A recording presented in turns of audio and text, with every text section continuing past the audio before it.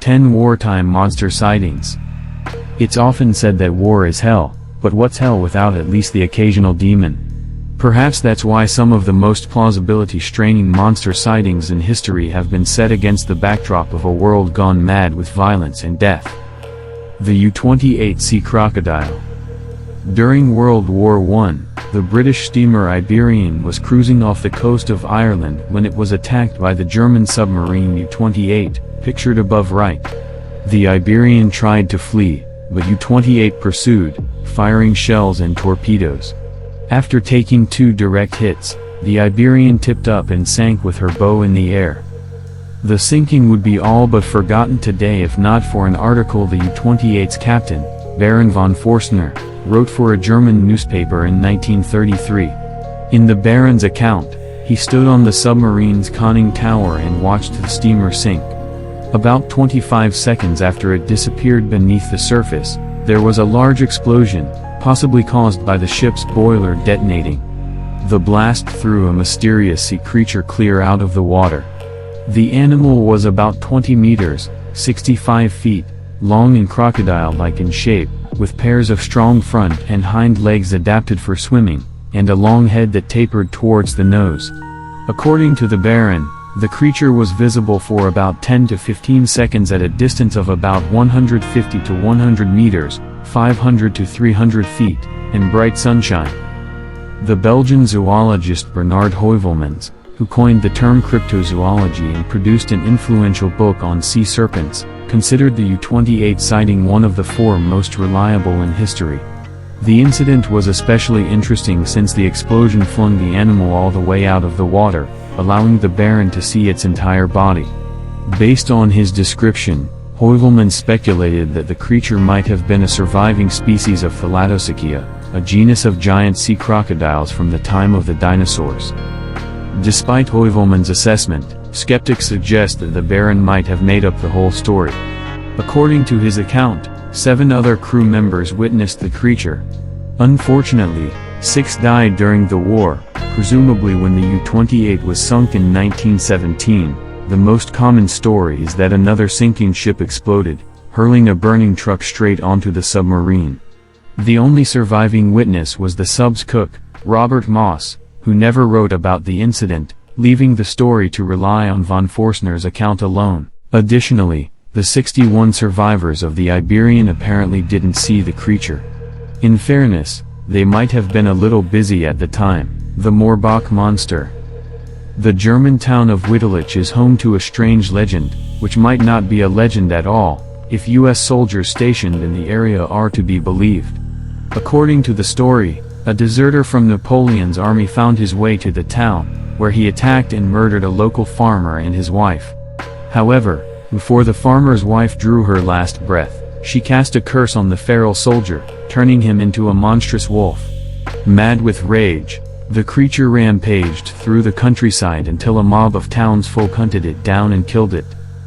The story is fairly well known. A local American football team even called themselves the Morbach Monsters, but not particularly exceptional by the standards of werewolf lore. More interesting are the experiences of American servicemen stationed at the nearby Hahn Air Base during the Cold War. Apparently, a number of the American troops saw a mysterious wolf-like creature while patrolling the forested edges of the base. According to 2 anonymous accounts collected by the University of Pittsburgh, military policemen investigating a perimeter alarm stumbled upon a dog-like animal, which stood up on its hind legs and looked at them. The creature then took 3 long leaping steps and jumped over a high fence. The accounts differ on the exact height of the fence, but agree that it was taller than a man. The beast then disappeared into the forest. A sniffer dog was brought in, but it went berserk with fear, refusing to track the creature. University of Mainz anthropologist Matthias Bergard subsequently collected several other stories from U.S. servicemen who said they had seen strange animals or odd movements deep in the woods. One airman said he had been stalked by a hidden, howling beast while walking his dogs. Another witness rejected the theory that the Americans might have been startled by local wild hogs. "I grew up on a farm in the USA and this was no hog." Yet another serviceman offered Burgert an alternate explanation for at least some of the sightings. It was always fun to scare the new guys with stories of the werewolf and then make them do a security check of the perimeter on foot. One of our K9s was this big black Bouvier with bloodshot eyes.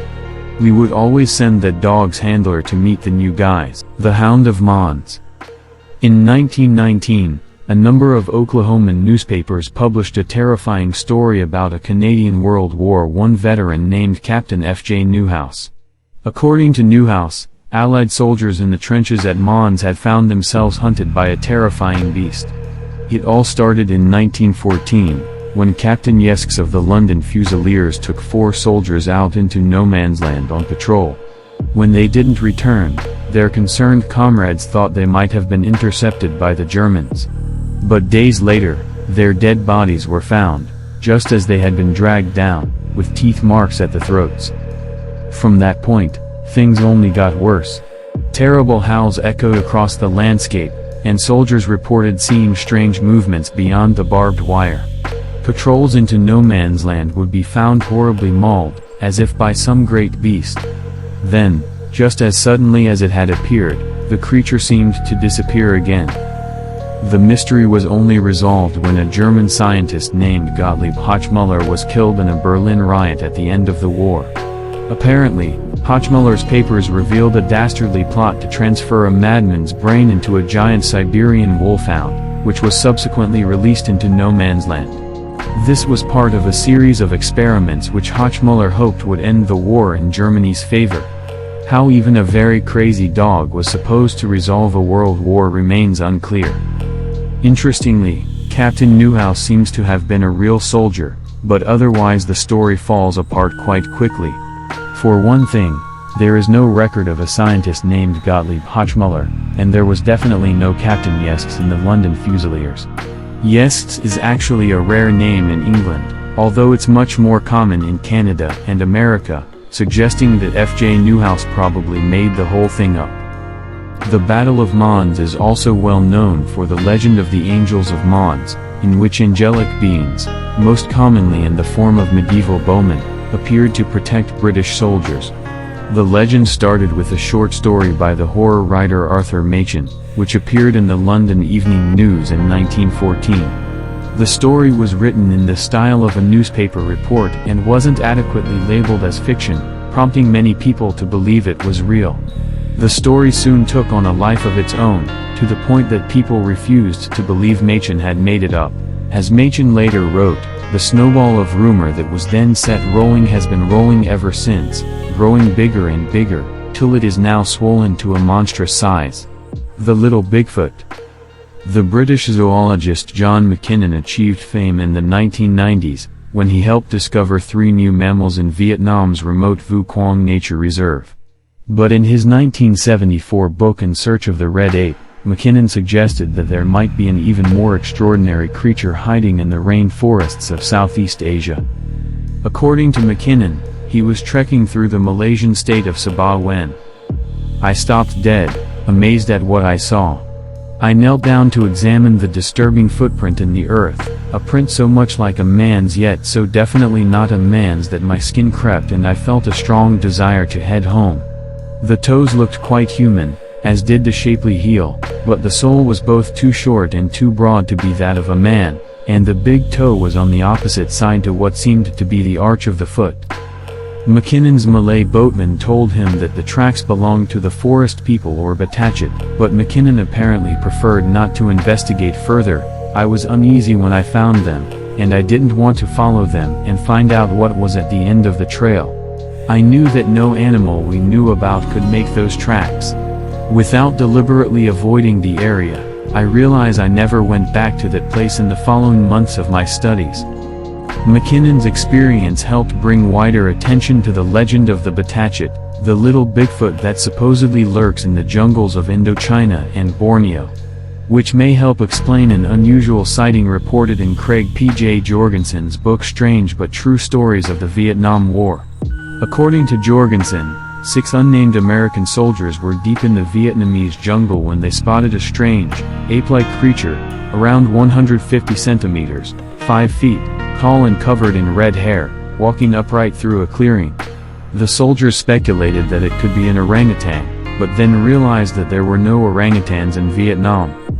Sadly, the creature quickly vanished, and the 101st Airborne Division lost out on a potentially amazing new mascot, the Brosno dragon. Located around 400 kilometers, 250 miles, south of Moscow, Lake Brosno is a moderately sized, but surprisingly deep, body of water with a big reputation.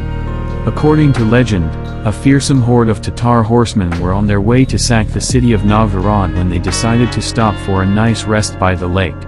Everyone was having a lovely time until a huge reptilian monster suddenly lunged out of the water and began attacking both men and horses. Taking the dragon attack as a bad sign, the Tatars decided to leave Novgorod alone and just go home instead.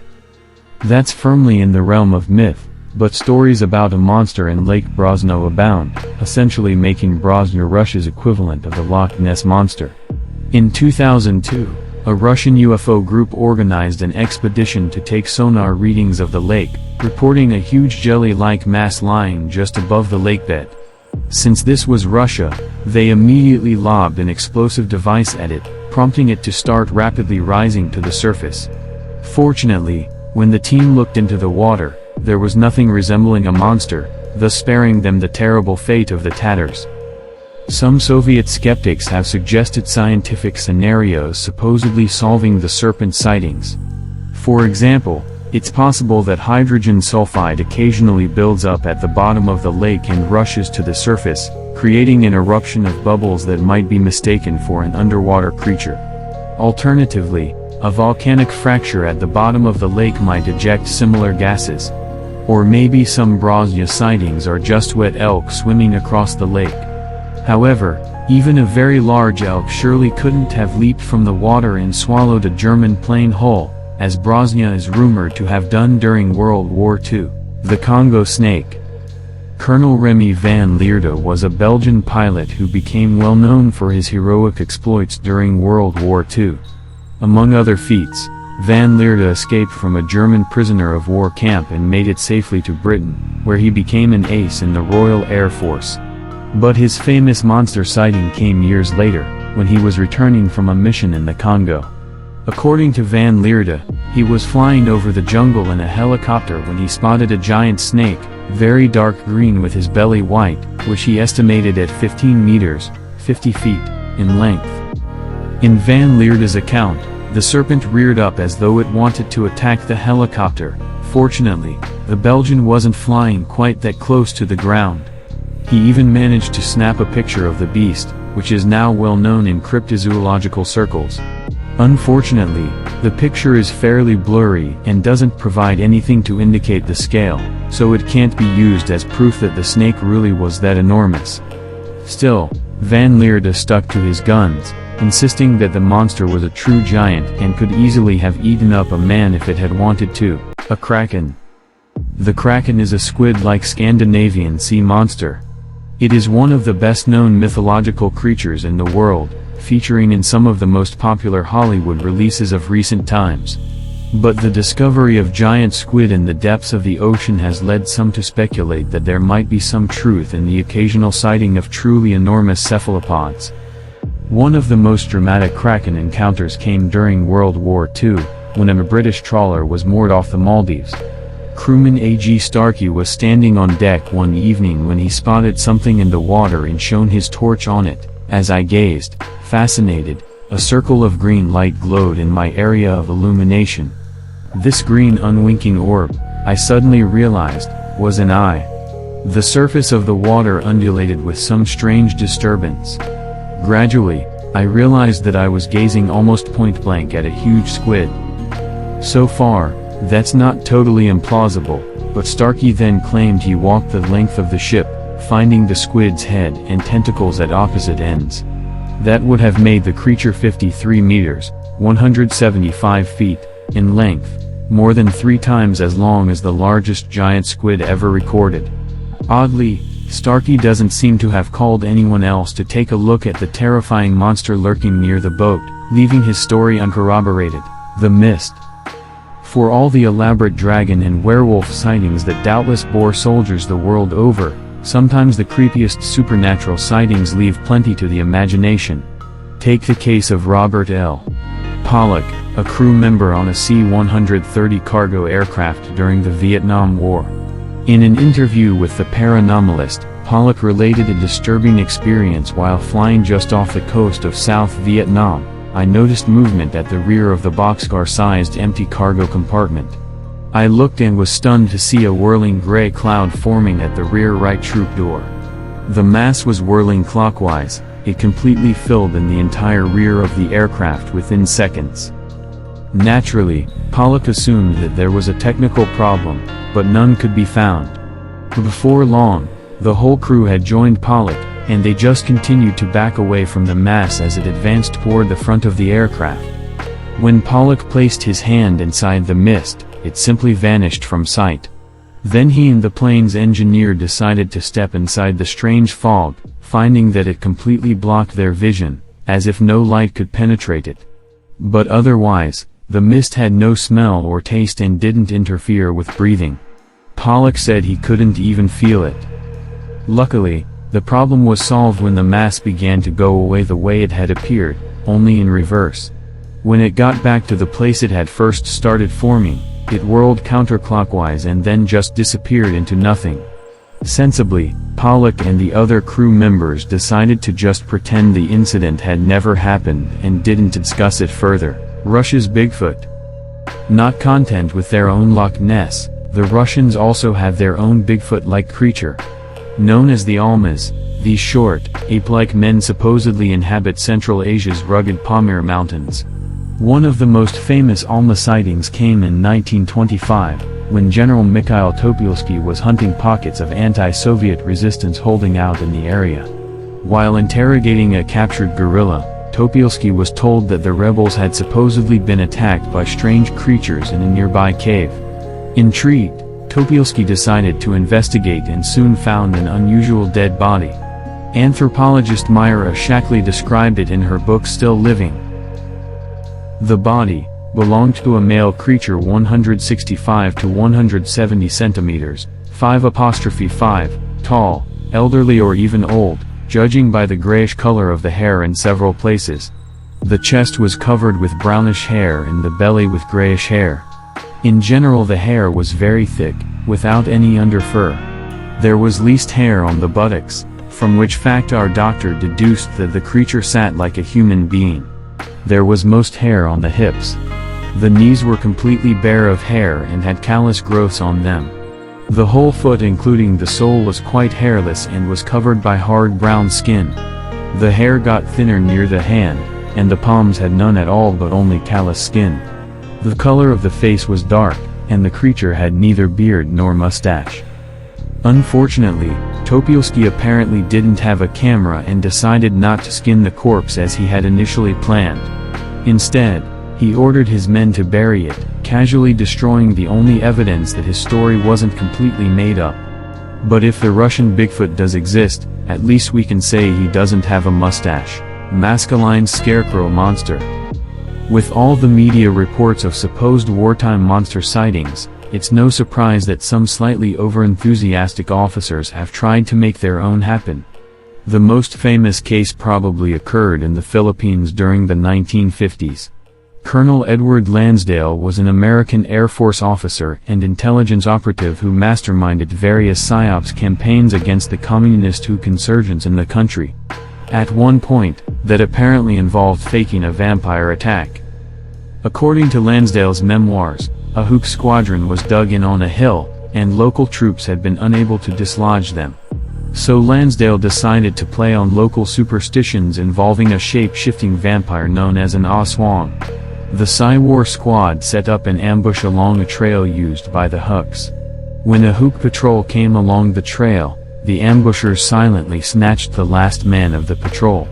They punctured his neck with 2 holes, vampire fashion, held the body up by the heels, drained it of blood, and put the corpse back on the trail. The hooks were gone by morning. Of course, we only have Lansdale's word for any of this, so draw your own conclusions.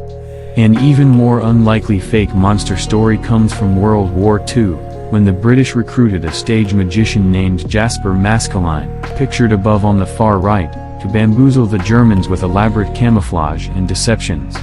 That much is true, but Maskelyne still felt the need to exaggerate his exploits in his memoirs, which are generally not considered reliable. During the invasion of Sicily, Maskelyne claimed to have created a device which was little more than a gigantic scarecrow, about 12 feet high and able to stagger forward under its own power and emit frightful flashes and bangs. This thing scared several Italian Sicilian villages, appearing in the dawn, thumping its deafening way down their streets with great electric blue sparks jumping from it, and the inhabitants, who were mostly illiterate peasants, simply took to their heels to the next village, swearing that the devil was marching ahead of the invading British.